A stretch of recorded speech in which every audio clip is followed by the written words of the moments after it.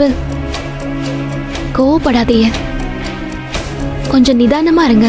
Doctor என்ன சொல்றாருன்னு பார்த்துட்டு அதுக்கு பிறகு பேசிக்கலாமே. கொஞ்சமாவது அறிவு இருக்கா கருணாகரன்? அந்த ஆள் தான் கரண்ட் பாஸ் ஆகுதுன்னு சொல்லிருக்காருல, அதுக்குள்ள எதுக்கு அயன் பண்ண சொல்லி பிரச்சனை இவ்வளவு பெருசாக்கி இருக்கீங்க? மேடம், அந்த ஆளு சும்மா வேலை பார்க்காம இருக்க. எப்ப பார்த்தாலும் கைய வலிக்குது, காலை வலிக்குது, தலை வலிக்குதுன்னு ஏதாவது ஒரு காரணத்தை சொல்லிக்கிட்டே இருப்பான் மேடம். அதே மாதிரி இன்னைக்கு வேலை பார்க்காம இருக்க ஏதோ காரணம் சொல்றான்னு நினைச்சேன். இப்படிலாம் அவனு எனக்கு எப்படி மேடம் தெரியும்? இந்த காரணத்தை கொண்டு போய் தில்லை அங்கிள் கிட்டயும் மகேஷ் கிட்டயும் சொல்ல முடியுமா கருணாகரன் சார்? கொஞ்சமாவது பொறுப்போட பதில் சொல்லுங்க சார். நீங்க ரெண்டு பேரும் பயப்படுற அளவுக்குலாம் ஒண்ணும் இல்ல சார். அயன் பாக்ஸ்ல என்ன சார் பெருசா கரண்ட் அடிச்சிட போகுது? அது அடிச்சு அந்த ஆள் அப்படியே செத்துட்டு போறாரா? சும்மா எர்த்து சார் அது. அவ்வளவுதான், வேற ஒண்ணும் பண்ணாது சார். உங்க கேர்லெஸ்னஸ் தான் கருணாகரன் இந்த பிரச்சனை எல்லாத்துக்கும் காரணம். முதல்ல அவங்களுக்கு கால் பண்ணி எந்த ஹாஸ்பிட்டல்ல சேர்த்திருக்காங்க, அவர் கண்ணு முழிச்சிட்டாரா இல்லையான்னு விசாரிங்க. நான் எதுக்கு மேடம் கேட்கணும்? நான் அதெல்லாம் பண்ண மாட்டேன் மேடம்.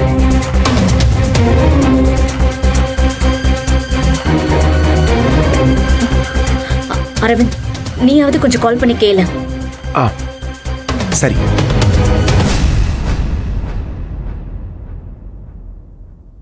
இனிமேலாவது சொல்ற வேலையை ஒழுங்கா செய்டா.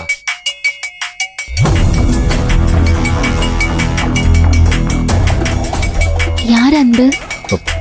அரவிந்த் சார் தான். ஹலோ. அன்பு, நான் அரவிந்த் பேசுறேன். சொல்லுங்க சார். இப்பதான் நாங்க விஷயம் கேள்விப்பட்டோம். கருணாகரனை பிடிச்சி நல்லா திட்டணும். மேடம், இதெல்லாம் எதுக்கு மேடம் அவங்கிட்ட போய் சொல்லிட்டு இருக்காரு? கொஞ்சம் சும்மா இருக்கீங்களா கருணாகரன்? அன்பு, அவர் பேர் என்ன? கல்யாணம் சார். கல்யாணம். அவரை இப்ப எந்த ஹாஸ்பிட்டல்ல கொண்டு போய் சேர்த்திருக்கீங்க? டாக்டர் என்ன சொல்றாரு? கண்ணு முடிச்சிட்டார்ல? இன்னும் இல்லை சார், டாக்டர் செக் பண்ணிட்டு இருக்கார். நம்ம கம்பெனில இருந்து கொஞ்சம் தூரத்தில் ஒரு சின்ன ஹாஸ்பிட்டல் இருக்கு, அங்கதான் கொண்டு வந்து சேர்த்திருக்கோம். இங்க வர அன்பு, அங்க ஒருவேளை செட் ஆகணும்னா ஒன்றும் ப்ராப்ளம் இல்லை. நம்ம கம்பெனியோட டைப்ல நிறைய பெரிய ஹாஸ்பிட்டல்ஸ் இருக்கு, அங்க கொண்டு போய் வேணா நம்ம செக்அப் பண்ணி ட்ரீட்மெண்ட் பண்ணிக்கலாம். அவருக்கு எவ்வளவு செலவானாலும் பரவாயில்ல, கம்பெனி பார்த்துக்கும். நீ ஒன்றும் கவலைப்படாத, சரியா? பயப்பட வேணாம், ஓகே? இது நீங்க இங்கே வந்து கூட சொல்லாமே சார். அது இப்பதான் தெரிஞ்சுது, அதான் ஃபர்ஸ்ட் கால் பண்ணி விசாரிச்சுட்டு நேர்ல வரலான்னு இருந்தோம். ஏதாவது நீட்னா சொல்லு, தேவைன்னா நாங்க அங்க வந்துடுறோம். டாக்டர் வந்ததும் என்னன்னு கேட்டு கால் பண்றேன் சார். ஓகே அன்பு, கால் பண்ணு. என்ன சொன்னா?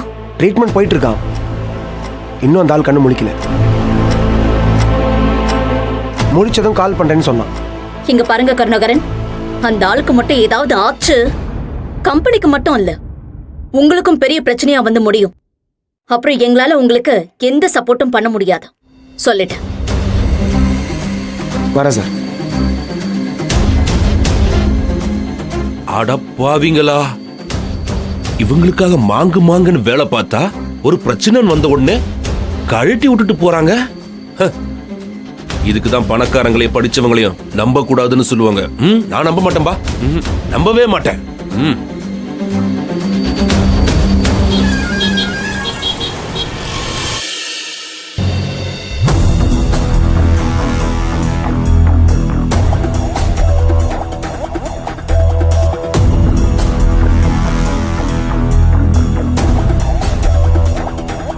டாக்டர் உங்களை உள்ள கூப்பிடுறாரு. வாங்க அன்பு.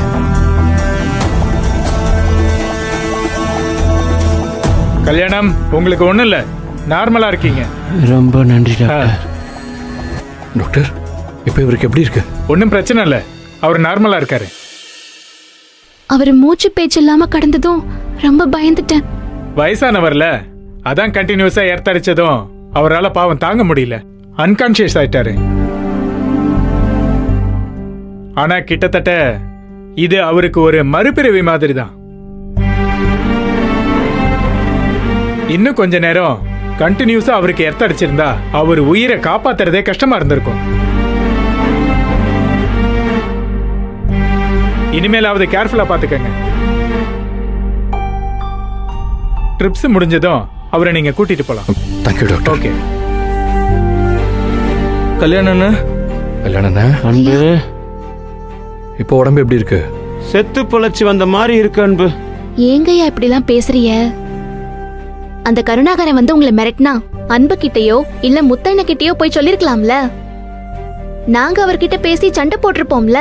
வயசான காலத்துல வேலை கிடைக்கிறதே பெரிய விஷயம். வேலை விட்டு துரத்திடுவேன்னு மிரட்டினாருமா.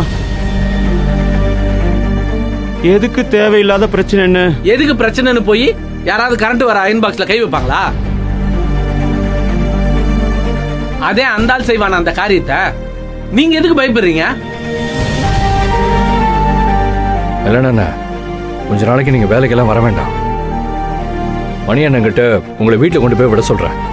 ஒரு வாரம் ரெஸ்ட் எடுத்துட்டு அப்புறம் பொறுமையா வாங்க. போதும். இல்லப்பா அன்பு, இப்பதான் பொண்ணுக்கு கல்யாணத்தை முடிச்சேன்.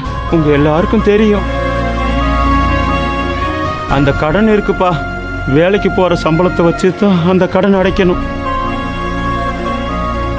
இதை வச்சு தான் நானும் என் பொண்டாட்டியும் கஞ்சி குடிக்கணும். ஒரு வாரம் தாங்காதுப்பா. இன்னைக்கே வேலைக்கு வந்துடுறேன்ப்பா.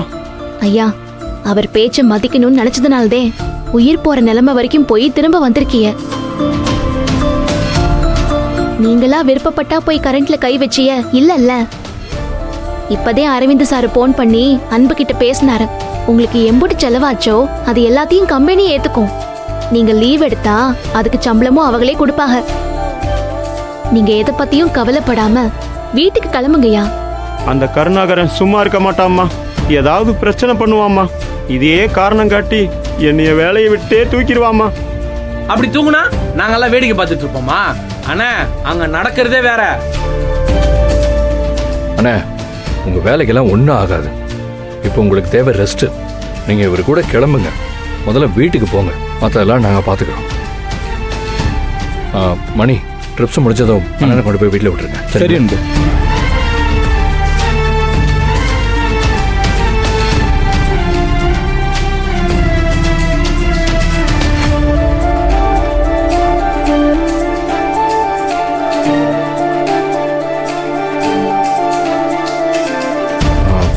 அண்ணா, ஒரு நிமிஷம். அதனால எதுக்கு அன்பு? அட வச்சுக்கோங்கண்ணே, செலவுக்கு இருக்கட்டும். மணி, வீட்டில் கொண்டு போய் பார்த்துருவோம். சரி சரிங்களா? சரி அன்பு. போய்ட்டு வாங்க. பார்த்து மெதுவாக இருங்க. கல்யாணம்